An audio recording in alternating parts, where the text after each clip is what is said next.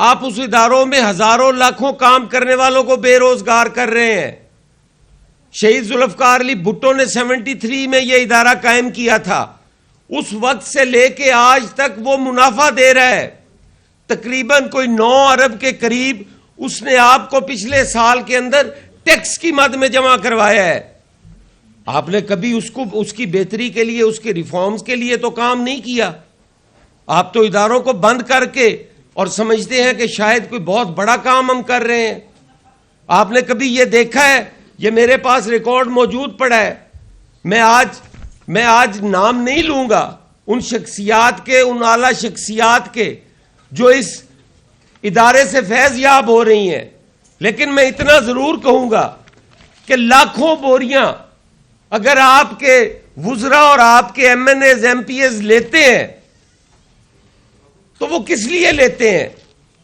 آپ ذرا دیکھیں تو صحیح کہ جو ایک وزیر، وفاقی وزیر جو 40 ایکڑ کا مالک ہے، اور اگر وہ 10 لاکھ بیگ لے رہا ہے تو وہ کس لیے لے رہا ہے؟ کوئی آج تک اس کے خلاف کارروائی ہوئی؟ اگر آپ یہ نہیں کریں گے تو پھر ہم اس کا نام بھی لیں گے.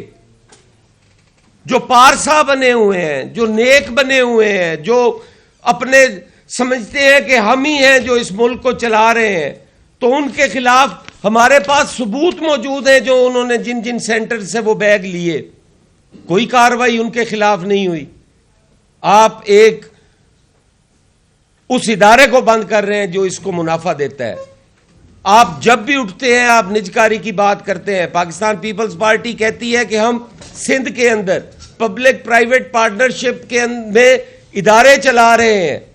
صحت جیسا ادارہ، سروسز پرووائیڈ کرنے والا ادارہ جہاں پہ کوئی منافع نہیں ہے، وہ بھی اتنے خوش اسلوبی کے ساتھ چل رہا ہے کہ پاکستان کا کوئی بندہ وہاں پہ جا کے آئی ڈی کارڈ دے اور اپنا فری علاج کروائے. آپ ایک ادارہ تو ایسا بنا کے دکھائیں پنجاب کے اندر. آپ ایک ادارہ تو بنا کے دکھائیں کسی جگہ پہ بھی. آپ تو بنا ہی نہیں پائے. آپ بنے ہوئے اداروں کے در پہ ہوئے ہیں. کبھی آپ کہتے ہیں ہم پی آئی اے بیچ دیں گے، کبھی آپ کہتے ہیں ہم پاسکو اڑا دیں گے، کبھی خدارا یار کیوں آپ اس طرح سے اداروں کے پیچھے پڑے ہوئے ہیں؟ پاکستان پیپلز پارٹی مکمل طور پہ ان چیزوں کو مسترد کرتی ہے، مطالبہ کرتی ہے کہ اپنے فیصلوں کو ریویو کیا جائے، ری وزٹ کیا جائے اور ان کی ریفارمز کے لیے کام کیے جائے. ہاں، ہم کہتے ہیں کہ جو ادارہ نقصان میں جا رہا ہے، جو ادارہ اس ملک کی اکانومی پہ بوجھ ہے، مل بیٹھو، اس ادارے کے جو سٹیک ہولڈرز ہیں ان کو آن بورڈ لو، ان سے مشاورت کے بعد اس میں ڈاؤن سائزنگ کی ضرورت ہو، یقیناً ہونی چاہیے. اس ادارے کو بہتر کرنے کے لیے بند کرنے کی ضرورت ہے، بند کر دو. اس کی بہتری کے اس کا کوئی آلٹرنیٹ لے کے آؤ. آپ فوڈ سیکیورٹی کے ضامن اداروں کو بند کر رہے ہیں. کل جو آفات آتی ہیں، جو آسمانی آفات ہیں، جو باقی تباہ کاریاں ہیں، جو کلائمیٹ چینج ہے، اس سے آنے والے کہاں سے ہم گندم لائیں گے اگر ہم وہ ادارے ہی بند کر دیں گے؟ آپ نے سب سے پہلے فوڈ ڈپارٹمنٹ کو مفلوج کیا. آپ نے اس کو گندم نہیں خریدنے دی.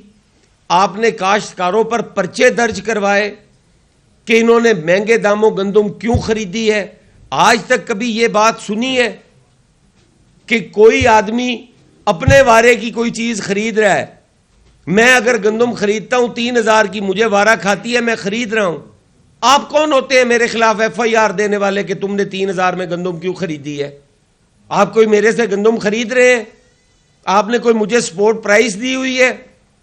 میری گندم ہے نا، میں جتنے کی مرضی بیچوں. آپ جب میں گندم کاشت کرتا ہوں، کون سی حکومت ہے جو اس وقت مجھے فیسیلیٹیٹ کر رہی ہوتی ہے؟ آپ نے کبھی حساب کیا ہے کہ 1 ایکڑ گندم کے اوپر خرچ کتنا آتا ہے؟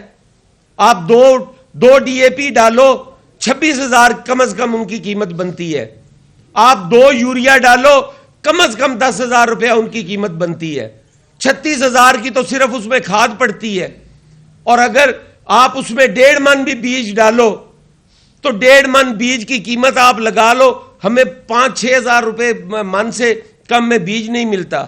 ایک کاشتکار 7-8 ہزار کا بیج ڈالے 5 پانی لگتے ہیں گندم کو. آپ نے کبھی کاشت کی ہو تو آپ کو پتا ہو کہ کاشتکاری کتنا اوکھا اور جوکھوں کا کام ہے.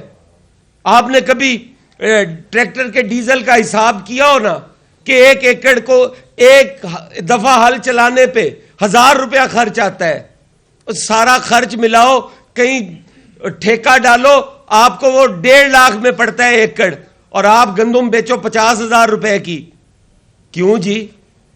کس لیے؟ ہم نے بھی کبھی آپ کے لوہے کا ریٹ لگایا ہے؟ ہم نے بھی کبھی کسی فرنس کا ریٹ لگایا ہے؟ ہماری فصل کا ریٹ لگانے والے آپ کون ہوتے ہو؟ آپ کے کاروبار ہیں, آپ ازادہ نہ کرو. ہمارے کاروبار آپ ٹائی بابو والے, کوٹ پینٹ والے بابو کو بٹھا دو کہ ہمارا حساب وہ کرے. میں مطالبہ کرتا ہوں کہ ہماری جو تنظیمیں ہیں, جو کہ کاشتکار کی نمائندہ تنظیمیں ہیں, آپ ان کو بٹھا کر ہمارے لیے پالیسیز بنائیں, جن کو پتا ہو کہ سردی کی طویل اور ٹھنڈی رات میں جاگ کر اپنی فصلوں کو پروان چڑھانے کے لیے پانی لگانا کتنا مشکل کام ہے. آج جس کاشتکار کے دروازے پہ اس کی بیٹی بیٹھی ہے بیانے کے لیے, وہ بیچارہ بھیک مانگتا پھر رہا ہے. کبھی کسی بینک کے وہ جاتا ہے, کبھی کہیں سے وہ قرض لیتا ہے, کبھی آڑتی سے قرض لے کے وہ اپنی بیٹی بیاتا ہے. یار آپ ایک فیکٹری لگاتے ہو, آپ 1 کنال 2 کنال 1 ایکڑ پہ فیکٹری لگاتے ہو, آپ کی وہی زمین مارٹگیج ہوتی ہے. یار میں نے 1 لاکھ روپیہ لون لینا ہو, میرا 1 مربع مارٹگیج کرتے ہو آپ. کیوں دورے قوانین ہے؟ آپ کاشتکار کو گرفتار کرتے ہو, ڈیفالٹر قرار دیتے ہو, اسے گرفتار کرتے ہو. آپ کا ایک تحصیلدار وہ آتا ہے, اس کو کان سے پکڑ کے حوالات میں دے دیتا ہے.